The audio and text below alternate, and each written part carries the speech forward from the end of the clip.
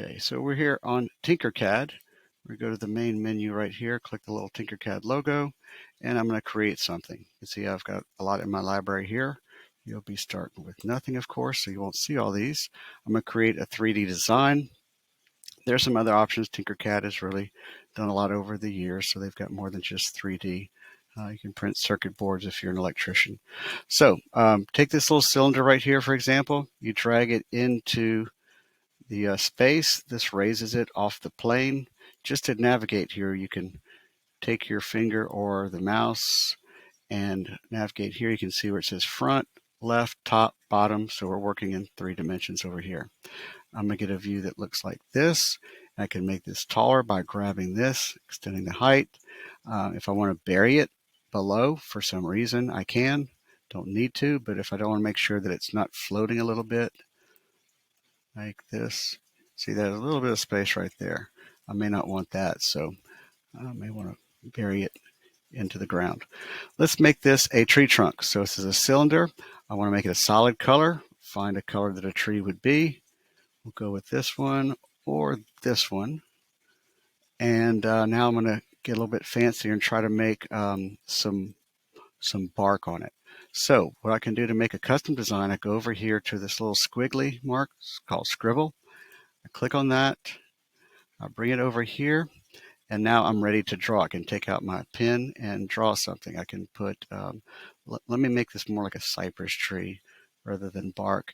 I'm going to make something that would be coming out of a cypress tree, the way at the base of the trunk. This is not going to look exactly like cypress tree, but we can make a pretty good approximation. All right, so I've got this solid color. I'm finished with it, so I'm clicking done, and now it's going to place it here in my workspace.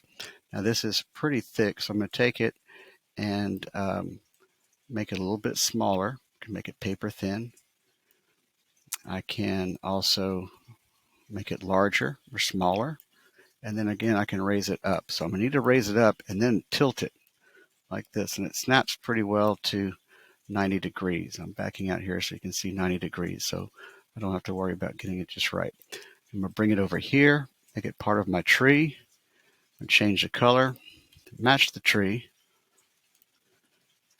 and now I've got the side of a cypress tree. I can take this one and duplicate it. There's a little duplicate up here. Take that, and it made another one. I can pull it away, and I can turn it.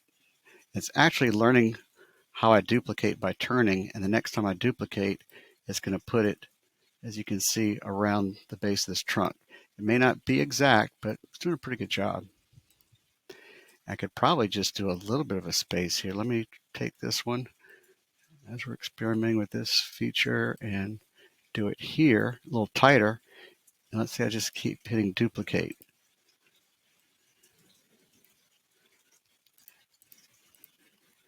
Looks like it's getting a little bit into the tree trunk, so I'm going to have to drag it out a little bit. I can make it different sizes to make it random. Let's see, to drag it out right here and duplicate.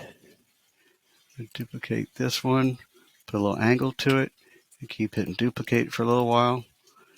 And then now I've got what looks like the base of a cypress tree trunk. If I want to get fancy, I can do more things here, but you get the point of making a tree or a cypress tree. If you want to do that, that's fine to copy what I'm doing. Just gives you some experience working here in Tinkercad.